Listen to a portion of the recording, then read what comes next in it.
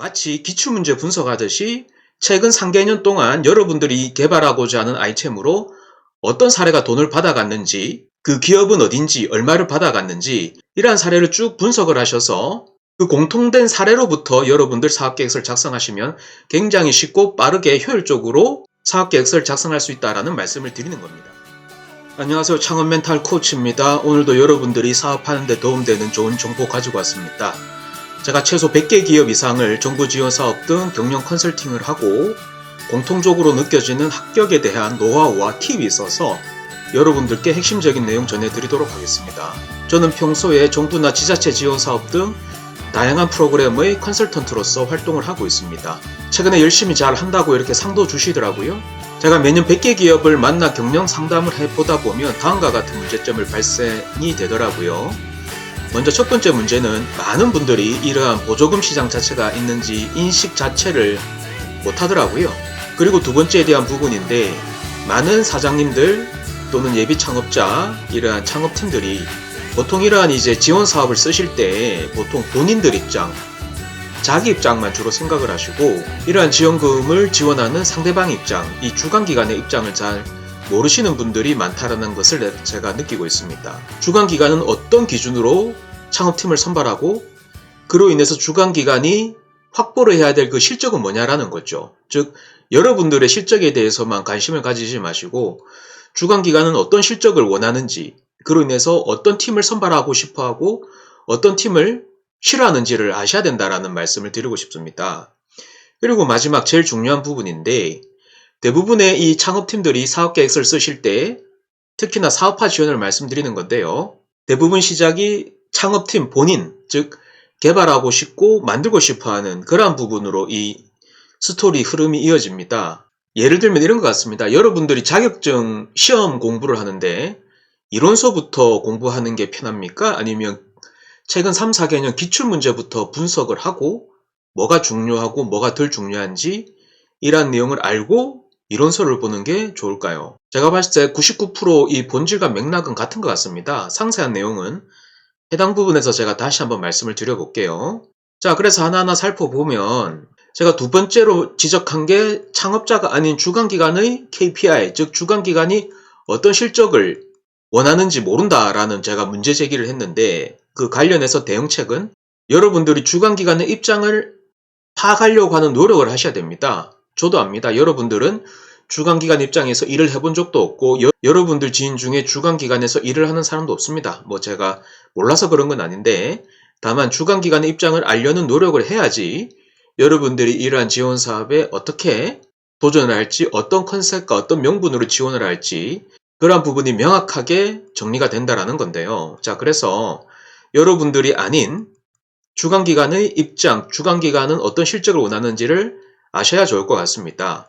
그래서 여러분들이 문서를 작성하실 때 매력 발산의 포커싱, 즉 매력 발산의 본질은 여러분이 아닌 주관기관이 원하는 실적을 잘 잡아줄 수 있는 그러한 팀이 바로 여러분 팀이다라는 것이 매력 발산의 본질이다라는 것이죠. 이것을 아는 순간 여러분들은 사업계획서를 어떻게 쓰셔야 하며 어떠한 매력 발산을 끄집어내셔서 그러한 부분들을 문서에다 잘 표현을 하실지, 그러한 전반적인 본질이 도출된다는 것이죠. 자, 그리고 두 번째로 여러분들이 사업계획서를 쓰실 때 제가 봤을 때 굉장히 힘들게 쓰시는 분들이 많으신 것 같아요. 조금만 생각의 발산을 전환을 하셔도 여러분들이 굉장히 수월하게 효율적으로 작성을 하실 수가 있는데, 제가 이렇게 많은 기업들을 상담하다 보면 굉장히 고통스럽게 이러한 사업계획서를 쓰신다라는 느낌을 많이 받았거든요. 정부 지원 사업에 진입한다라는 것은 예를 들면 그렇습니다. 여러분들이 이 자격증 시험을 친다라고 봤을 때 A라는 사람은 이론서부터 꾸역꾸역 공부를 합니다. 그냥 뭐가 중요하고 뭐가 덜 중요한지도 모르고 그냥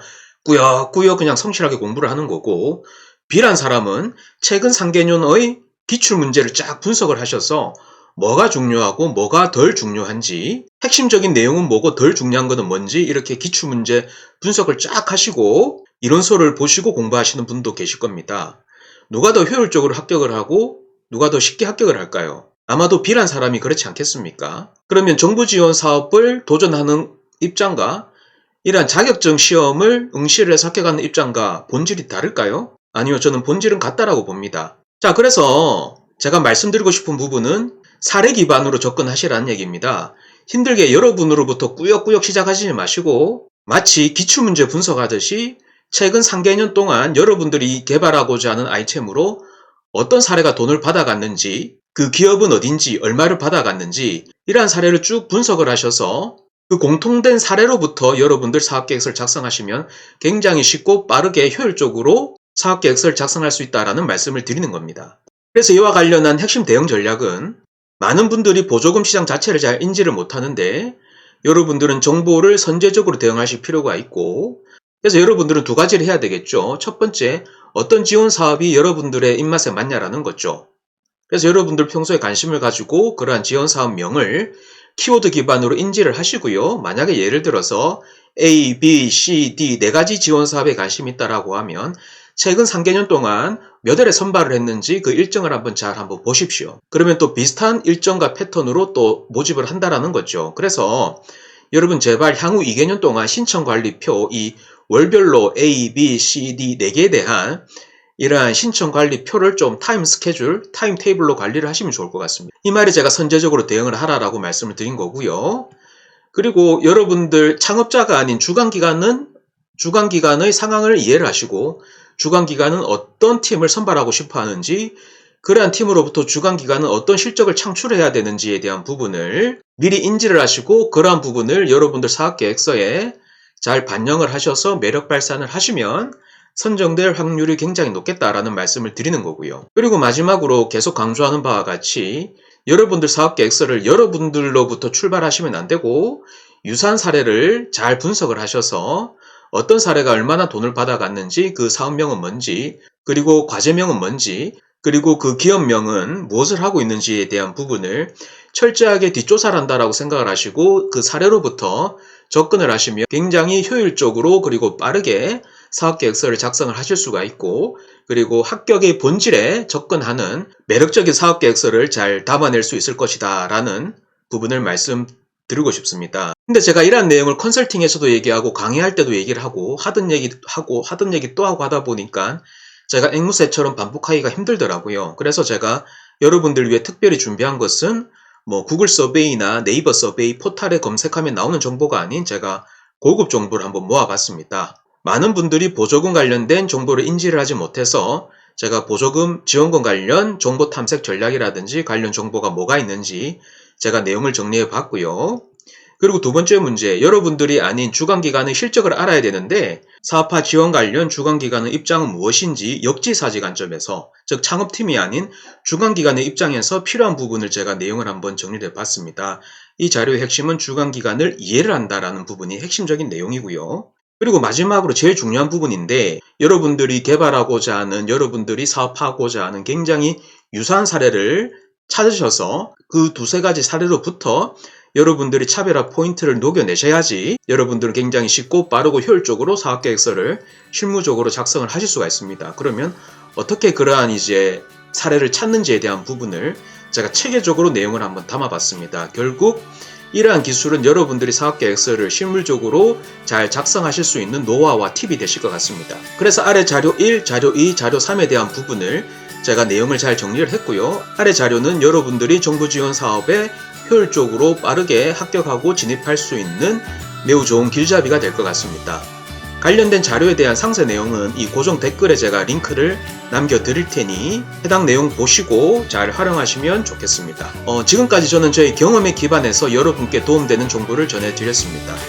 제가 많은 시행착오를 겪고 느꼈던 바를 제가 핵심적인 내용으로 잘 정리를 했다라고 보시면 될 것 같습니다. 오늘 저는 보시는 제목의 내용으로 여러분께 도움되는 정보 전해드렸습니다. 여러분들의 응원과 격려는 제가 영상을 지속적으로 올리는 힘이 되고요. 앞으로도 여러분들이 돈을 버는데 도움되는 내용을 이 공간에서 꾸준히 공유하도록 하겠습니다. 오늘의 영상은 여기까지입니다. 그럼 더욱 좋은 내용으로 여러분들을 다시 찾아뵙도록 하겠습니다. 감사합니다.